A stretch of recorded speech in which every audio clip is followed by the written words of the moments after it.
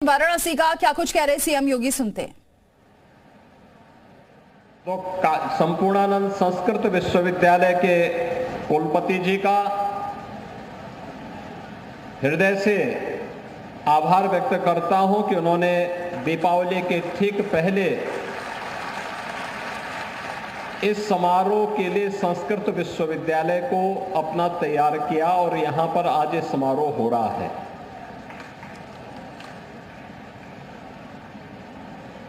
यह समारोह संस्कृत के लिए, भारतीय संस्कृति के लिए और उसकी आत्मा की दृष्टि से अत्यंत महत्वपूर्ण समारोह है।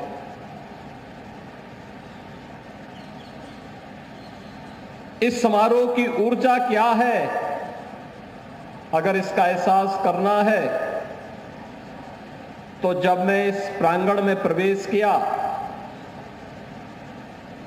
और मंच पर भी आने के उपरांत भी आप सब ने एहसास किया होगा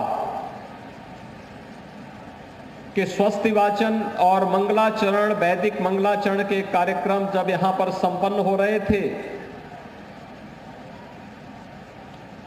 जो सामूहिकता की अनगूंज हो रही थी, वह केवल एक स्वर नहीं था, बल्कि भारत की सनातन धर्म की एक ऊर्जा का एक स्वर आध्यात्मिक ऊर्जा से उत्प्रोत होकर के भी गूंजायमान हो रहा था।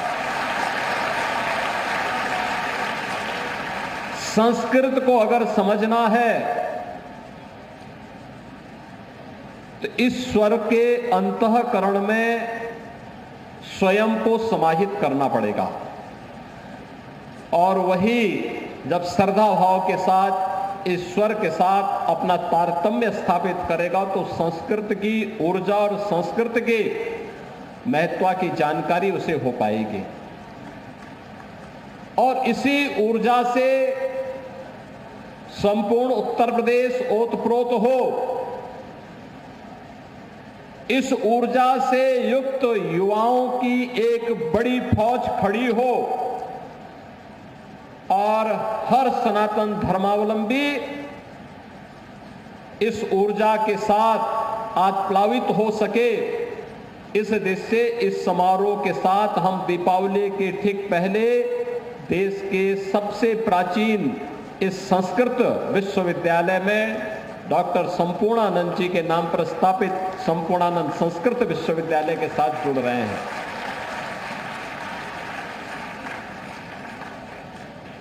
मुझे आश्चर्य होता है,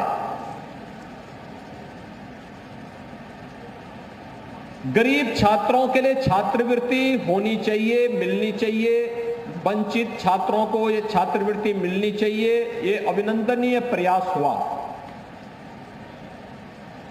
लेकिन संस्कृत को क्यों से उपेक्षित किया गया ये मैं नहीं समझ पाया। अभी तक संस्कृत के केवल 300 बच्चों के लिए स्कॉलरशिप की व्यवस्था थी और उसके लिए भी छात्रों को पता नहीं था, कोई आवेदन नहीं कर पाता था। कुल 300, 25 करोड़ की आबादी है। मैं आश्चर्यचकित करता था, संपूर्णानंद संस्कृत विश्वविद्यालय से जब प्रथमा, पूर्व मध्यमा, उत्तर मध्यमा की भी मान्यता प्राप्त होती थी, तब नेपाल और देश के अलग अलग जगहों के छात्र काशी में भी, गोरखपुर में भी अध्ययन करने के लिए आते थे। सन 2001 में उत्तर प्रदेश संस्कृत परिषद बनी और परिषद को मान्यता नहीं मिली, लेकिन छात्रों का प्रवेश होता रहा।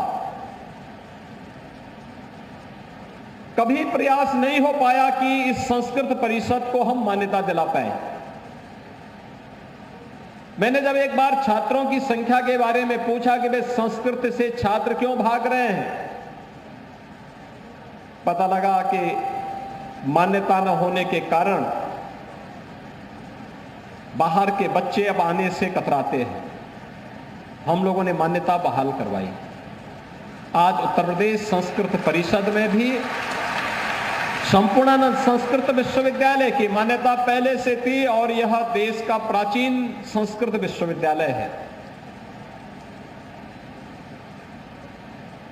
अपनी एक लंबी यात्रा इस संस्कृत संस्थान ने आगे लेकर के चला है, बढ़ा है, गौरवशाली परंपरा के साथ आगे बढ़ा है। लेकिन संस्कृत परिषद को मान्यता तब मिल पाई जब हम लोगों की सरकार 2017 में आई और आज उत्तर प्रदेश संस्कृत परिषद को भी मान्यता है। अब मैं देखता हूं छात्रों की संख्या में बढ़ोतरी, लेकिन एक उपेक्षा का भाव जो देखने को मिला था। और आज इसीलिए हम सब आज यहां पर उपस्थित हुए हैं कि अभी तो हम लोगों ने यहां पे संस्कृत के बच्चों के लिए, मैं आश्चर्यचकित था, पहले तो स्कॉलरशिप नहीं मिलती थी, उसमें भी आय सीमा जोड़ दी गई। तो हम लोगों ने कहा नहीं, संस्कृत के साथ जुड़ने वाले हर छात्र को ये स्कॉलरशिप मिलनी चाहिए। और आज जिस स्कॉलरशिप को हम लोगों ने वितरण कार्य प्रारंभ किया है,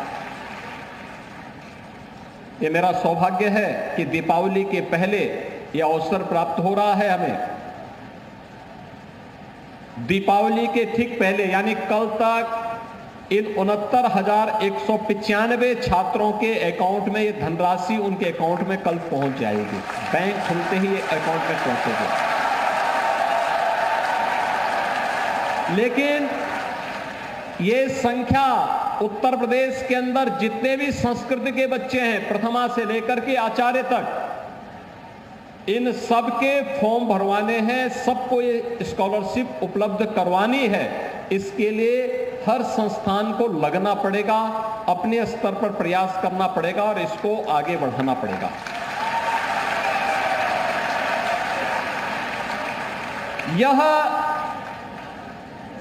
ये भारतीय जनता पार्टी नेतृत्व की, प्रधानमंत्री मोदी जी के मार्गदर्शन और नेतृत्व में चलने वाली डबल इंजन सरकार की भारतीय संस्कृति के प्रति, आपके योगदान के प्रति कृतज्ञता ज्ञापित करने का एक अवसर है। और उस अवसर पर इस छात्रवृत्ति को आपको समर्पित करते हुए मुझे अत्यंत प्रसन्नता की अनुभूति हो रही है,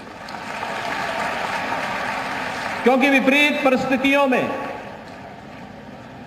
संस्कृत को बचाए रखने, उसके संरक्षण के लिए, उसके संवर्धन के लिए जो प्रयास आप सबके स्तर पर हुआ है, जब आज की चकाचौंध भरी दुनिया में हर व्यक्ति भौतिकता के पीछे भाग रहा है, तब भी उत्तर प्रदेश के अंदर लगभग 1.5 लाख बच्चे ऐसे हैं जो संस्कृत के साथ अपना जीवन समर्पित करते हुए भारतीय संस्कृति के लिए अपना जीवन समर्पित भाव के साथ आगे बढ़ा रहे हैं। स्वाभाविक रूप से उसका संरक्षण करना इस शासन का दायित्व होना चाहिए, समाज का दायित्व होना चाहिए, और सरकार अपने उसी उत्तरदायित्व का निर्वहन करने के लिए आज आपके पास आई है, आपके द्वार पर आई है।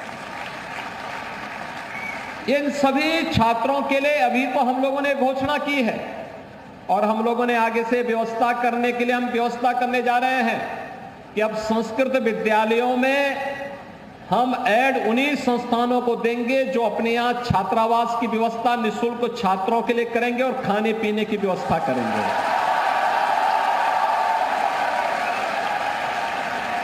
जहां पर भी कोई व्यक्ति, कोई आश्रम, कोई न्यास अच्छा छात्रावास बना के देगा, विद्यालय देगा, बच्चों के रहने खाने की निःशुल्क व्यवस्था करेगा, वहां हम अनुदान दे करके उस संस्थान को हम संस्कृत की मान्यता के लिए अच्छे आचार्यों की नियुक्ति करने के लिए एक स्वतंत्रता भी देंगे। और हमने कहा कि भाई युद्ध स्तर पर प्रदेश भर में इस प्रकार के विद्यालय खोलिए जो गुरुकुल की परंपरा को पुनर्जीवित कर सके।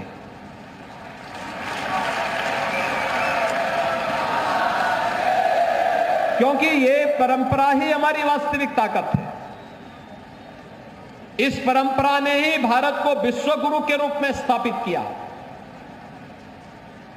इस परंपरा के कारण ही विपरीत परिस्थितियों में भी भारतीय संस्कृति, हमारी सनातन संस्कृति, तमाम झंझावतों का मुकाबला करते हुए भी आज जीवित बनी हुई है, सुरक्षित है और दुनिया का मार्गदर्शन करने के लिए आज प्रधानमंत्री मोदी जी के नेतृत्व में उठ खड़ी हुई है।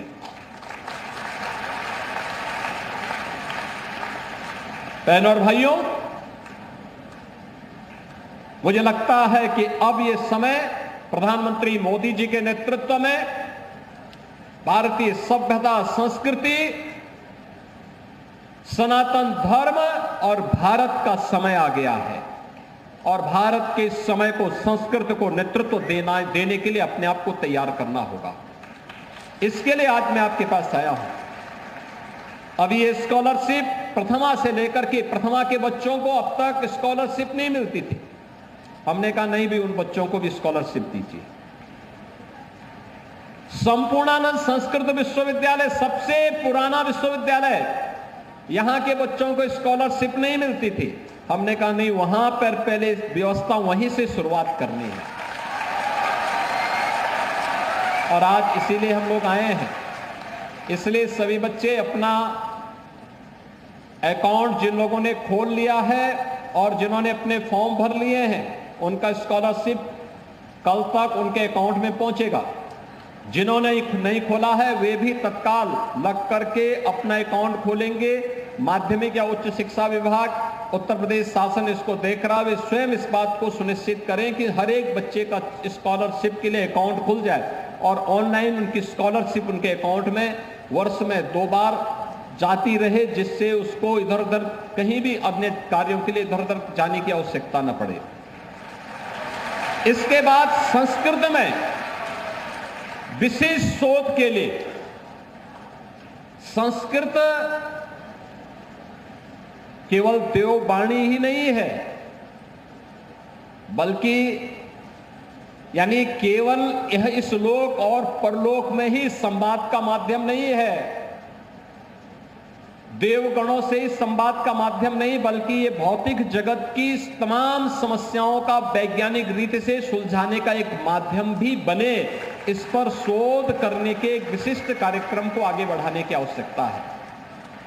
आपने देखा होगा, हम लोगों ने काशी हिंदू विश्वविद्यालय में एक वैदिक विज्ञान का एक केंद्र बनाया है।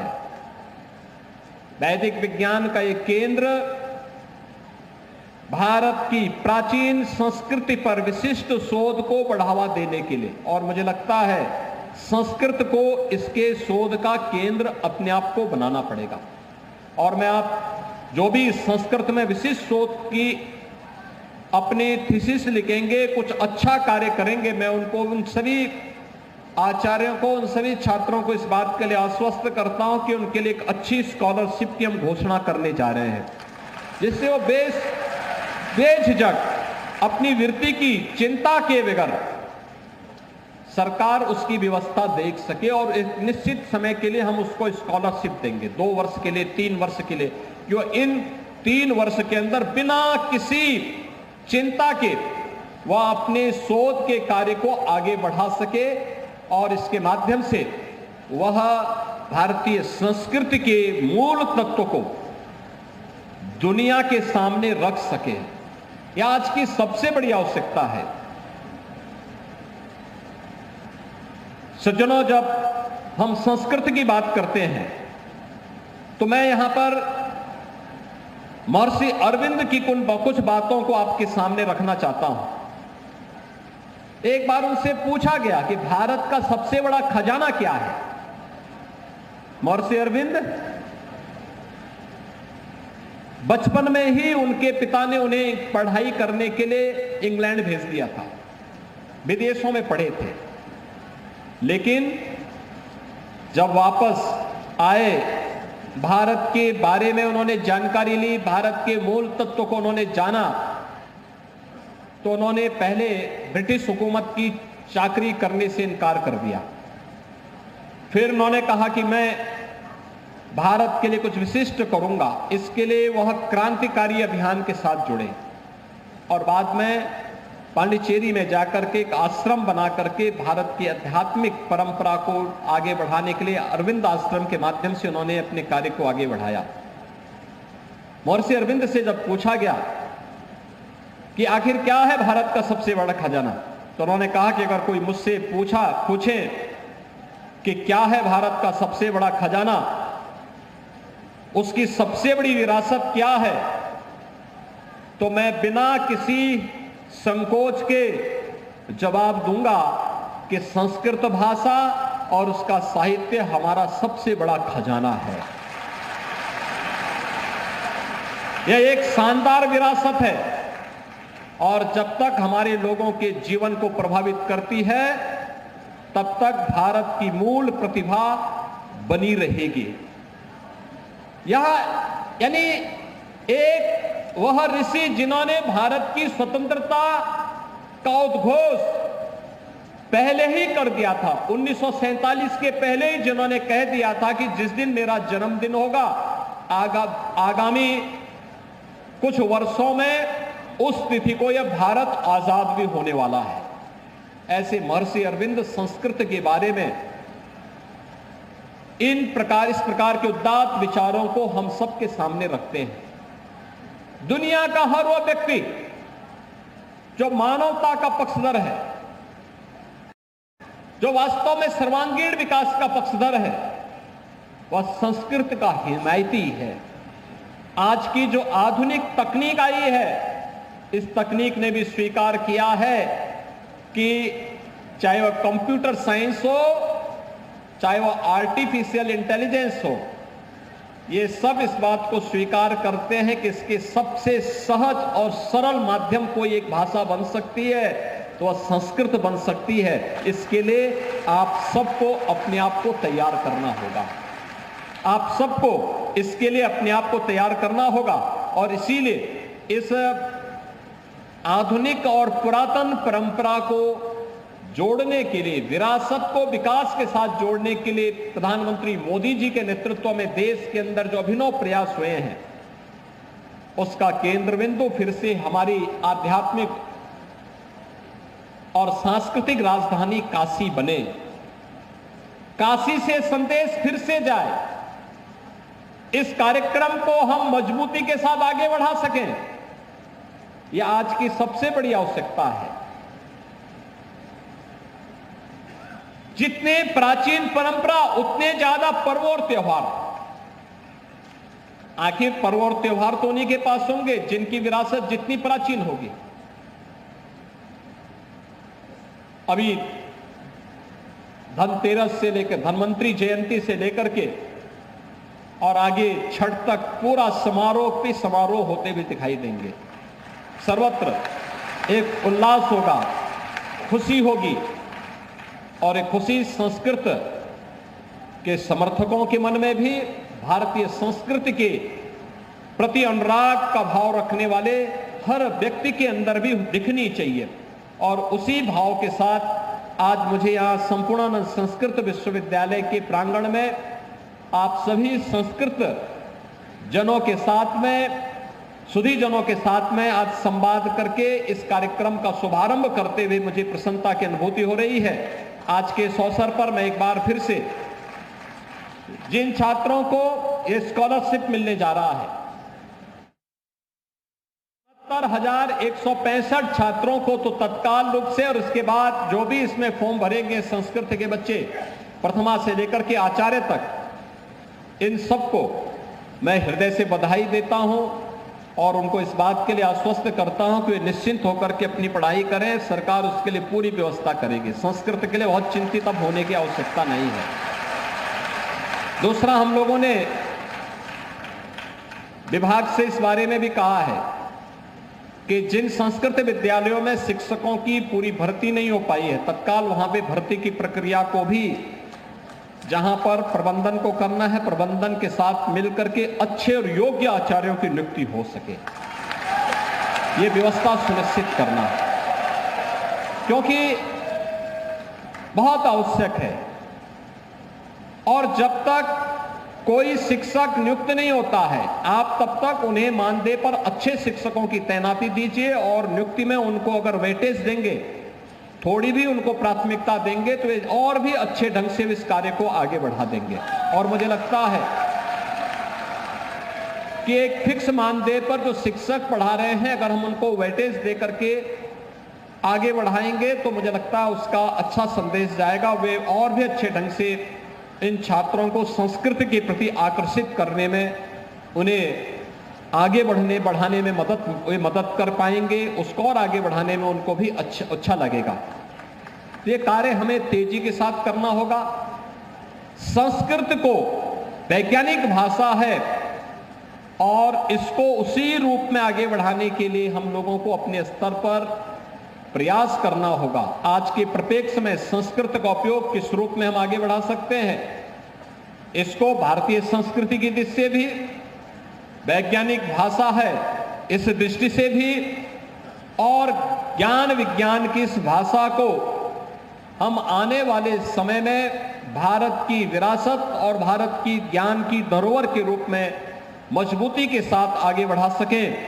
इसके लिए अब युद्ध स्तर पर लग करके कार्य करने की आवश्यकता है। मैं पिछले दिनों स्वयं भी यहां पे संपूर्णानंद संस्कृत विश्वविद्यालय के प्रांगण में आया था। मैं अचानक आया था, मैंने कुलपति से आग्रह किया कि मैं विश्वविद्यालय में आ रहा हूं, और मैंने देखा है लगभग 75,000 से अधिक पांडुलिपियां, प्राचीन पांडुलिपियां यहां पे संरक्षित हैं। उनके संरक्षण का कार्य हो रहा है। विशिष्ट शोध अलग अलग विषयों पर जो यहां पर हुए हैं, उसको लेकर के हमें और भी अच्छे ढंग से कार्य को आगे बढ़ाने की आवश्यकता है। अन्य इस प्रकार के ताम्रपत्र और पांडुलिपियां जहां तहां पड़ी हुई है, उन्हें भी संरक्षित करने की आवश्यकता है, क्योंकि भारतीय संस्कृति के संरक्षण का दायित्व ये केवल और केवल संस्कृत उठा सकती है। संस्कृत के प्रति अनुराग रखने वाले लोग उठा सकते हैं। संस्कृत के प्रति श्रद्धा का भाव रखने वाले आज का युवा उठा सकता है। सरकार का संरक्षण मिलेगा, सरकार इसमें भरपूर सहयोग करेगी। और मैंने यहाँ पे संपूर्णानंद संस्कृत विश्वविद्यालय के कुलपति से भी कहा है कि विश्वविद्यालय का एक पूरी कार्य योजना बना करके वे हमें प्रस्तुत करें। आपको जो भी सहयोग की आवश्यकता होगी, सरकार आपको सहयोग करेगी। और संपूर्णानंद संस्कृत विश्वविद्यालय के पुरातन गौरव को पुनर्स्थापित करना है, इसको और अच्छे ढंग से आगे बढ़ाना है।